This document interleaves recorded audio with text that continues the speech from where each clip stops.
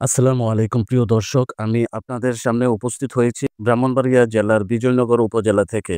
আজ আমরা কথা বলব বাংলাদেশ জাতীয়তাবাদী দল বিএনপির সম্মানিত সদস্য সচিব জনাব মোহাম্মদ শাহ আলম মোল্লার সাহেবের সঙ্গে। তিনি আলো টিভি নিউজ 24 কে একটি বিশেষ সাক্ষাৎকার দিয়েছেন। এই সাক্ষাৎকারে তিনি বিজয়নগর উপজেলার রাস্তাঘাট, বেকার সমস্যা এবং ভবিষ্যৎ পরিকল্পনা নিয়ে গুরুত্বপূর্ণ কথা বলেছেন। আসুন শুনে নেই একজন রাজনৈতিক কিভাবে তার এলাকার মানুষের সমস্যা সমাধানে এগিয়ে আসতে পারে। আমাদের সঙ্গে রয়েছেন রিপোর্টার কবি আফজাল খান শিমুল, দেশ রিপোর্ট। ধন্যবাদ, সবাইকে সঙ্গেই থাকুন। দৈনিক 18 খবর প্লাস জাতীয় দৈনিক কৃত্যমাত্রা এবং জাতীয় দৈনিক তার ডেইলি মর্নিং ভয়েসের পক্ষ থেকে আপনাদের জানাচ্ছি আন্তরিক শুভেচ্ছা অভিনন্দন। আমরা এখন বর্তমানে অবস্থান করছি ব্রাহ্মণবাড়িয়া জেলার নবনির্বাচিত সংগ্রামী সভাপতি জনাব ইঞ্জিনিয়ার খালেদ মাহমুদ ভাইয়ের সম্মানীয় সভাপতি ব্রাহ্মণবাড়িয়া জেলা বিএনপি ওনার বাড়িতে এসে আমরা আজকে একটা বর্ধিত সভা ছিল। এই সভাটার উদ্দেশ্য ছিল কি, যে আগামী 24 তারিখ রোজ মঙ্গলবার স্বাধীনতার অন্যতম স্বপ্নদ্রষ্টা মহান স্বাধীনতার ঘোষক প্রেসিডেন্ট জিয়াউর রহমানের মাজার জিয়ারত নবনির্বাচিত আগামী মঙ্গলবারে কিভাবে পরিচালিত হবে, কিভাবে যাবে নেতাদের আজকে আমরা এসে পেয়ে গেছি বিজয়নগর উপজেলার বাংলাদেশ জাতীয়তাবাদী দল বিএনপির সদস্য সচিব জনাব শাহ আলম মোল্লা। ওনার কিছু বক্তব্য আমরা নিব আমাদের চ্যানেলের পক্ষ থেকে, আপনারা সাথে থাকবেন।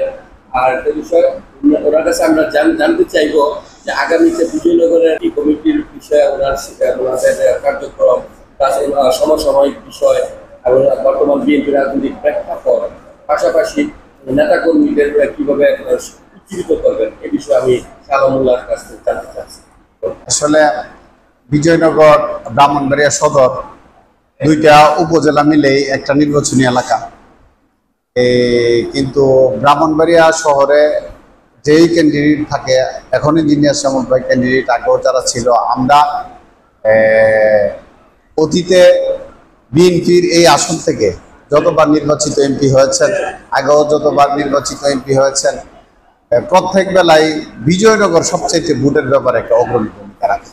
এবং বিজয়নগর এই শহরের ভোট অথবা সদর উপজেলার ভোট হয়তো সমান সমান, যদিও অতীতের নির্বাচনগুলিতে আমরা দেখেছি সমান সমান থেকেছে, কিন্তু বিজয়নগরের এক ধাক্কা বিপুল ভোট এসেই এখানের দানের শীষ প্রার্থী অতীতে নির্বাচিত হয়েছে। আমরা আশা করছি সামনে যদিও শান্তিপূর্ণ নির্বাচন হয়, ব্যাপক পরিমাণে ভোট বিজয়নগর থাকেই দানের শীষের ক্যান্ডিডেট প্রত্যাশা করে।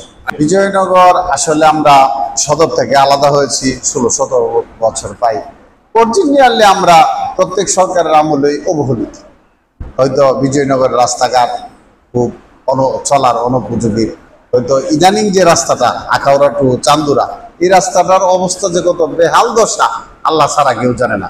কিন্তু আমি আপনাদেরকে বলবো, সাংবাদিক বন্ধুগণ, আপনাদের মাধ্যমে যারা প্রতিনিধি আছে, জেলা পর্যায়ে যারা আছে, এমপি হবে, মন্ত্রী হবে, সকলের কাছে অনুরোধ করব আমাদের অবহেলিত দিকটার দিকে যাতে একটু খেয়াল রাখে। এবং বর্তমান রাস্তাটার যে অবস্থা, হয়তো আমি আপনাদের কাছে অনুরোধ করবো, আপনারাও যদি কি একদিন সরজমিনে দেখে আসেন, তাহলে বুঝতে পারবেন সাধারণ মানুষের ভোগান্তিটা কতটুকু পর্যায়ে। আরেকটা বিষয়, যেহেতু রাস্তাঘাটের বিষয় আছে, এখানে আপনি যে রোডের নামটা বলছেন, আমি এই লেখাটাও বোধহয় আমার নজরে পড়ে নাই। অরিজিনালি আমরা আসলে এই ধরনের লেখার পক্ষে না।